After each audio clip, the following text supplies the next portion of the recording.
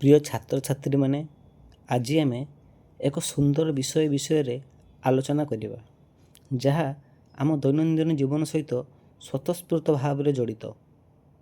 ଏହି ବିଷୟଟିର ନାମ ହେଉଛି ପ୍ରାକୃତିକ ସମ୍ପଦର ସଂରକ୍ଷଣ। ପ୍ରାକୃତିକ ସମ୍ପଦ କାହାକୁ କୁହାଯାଏ?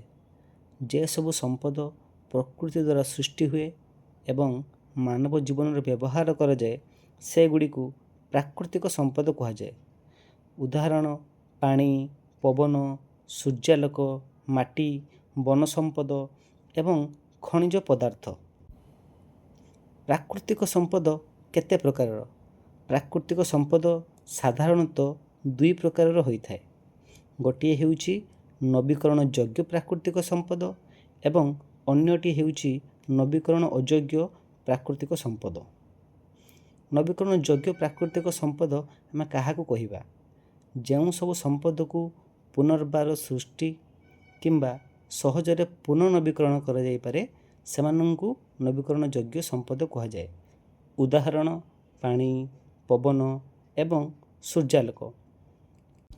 ଏସବୁ ଆମକୁ ପ୍ରକୃତି ଦ୍ୱାରା ମିଳିଥାଏ ଏବଂ ଏହା ପ୍ରକୃତିର ଅସୀମ ଉତ୍ସ ଅଟେ। ବର୍ତ୍ତମାନ ନବୀକରଣ ଅଯୋଗ୍ୟ।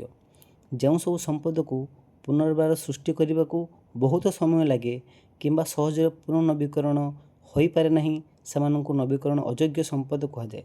ଉଦାହରଣ: କୋଇଲା, ପେଟ୍ରୋଲ, ପ୍ରାକୃତିକ ଗ୍ୟାସ୍।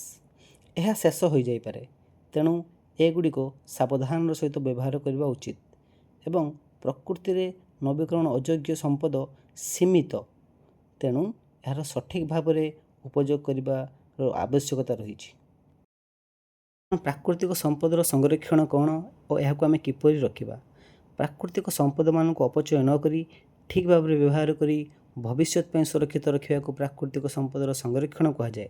ପ୍ରାକୃତିକ ସମ୍ପଦ ଆମ ପାଇଁ ଖୁବ୍ ଦରକାରୀ, ତେଣୁ ଏହାକୁ ସଞ୍ଚୟ କରି ରଖିବା ଆମର କର୍ତ୍ତବ୍ୟ। ଏହାକୁ ଆମେ କିପରି ରଖିବା?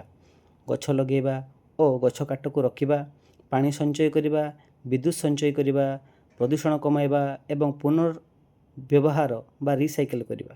ଆଶା କରୁଛି ଆପଣମାନେ ସମସ୍ତେ ବୁଝିପାରିଥିବେ। ଧନ୍ୟବାଦ।